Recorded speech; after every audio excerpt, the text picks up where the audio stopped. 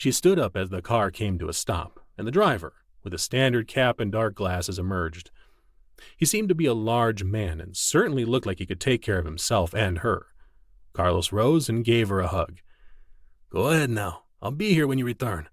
You also have the cell phone I gave you last night, right?" Su Lin grinned and replied, "I do. Thanks, Carlos."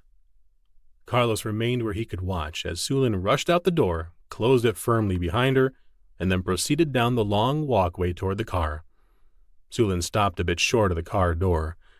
Carlos smiled, knowing she was doing as instructed before she got into the car. The driver gave a slight bow and replied to her questions. Something in the driver's mannerisms looked familiar to Carlos, so he moved a bit closer to the window to see if he could reconcile his growing concern. The driver opened the door and indicated that Su Lin should take her place. Su Lin seemed rooted to the ground as she made a comment back to the driver.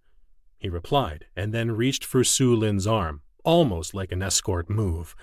Su Lin pulled back, and Carlos headed for the door.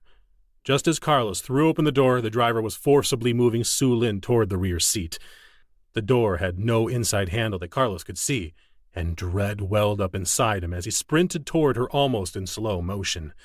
Su Lin yanked herself free and started screaming at the top of her lungs and flinging her hands and feet in random directions as the driver tried to gather her up. The driver spotted Carlos and gave up his efforts. Su Lin melted into a puddle on the ground and kept screaming over and over. The driver jumped into the car, and Carlos made a note of the license plate even as he bent to encircle Su Lin in his arms. As he patted her and held her, almost rocking her on the ground, she cried and kept muttering, "Bacon, no bacon, no bacon," she sobbed.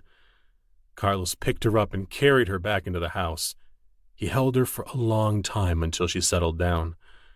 When she quieted, she refused to utter even a single word while torrents of tears continued to streak down her face. Su Lin finally stopped crying and fell asleep.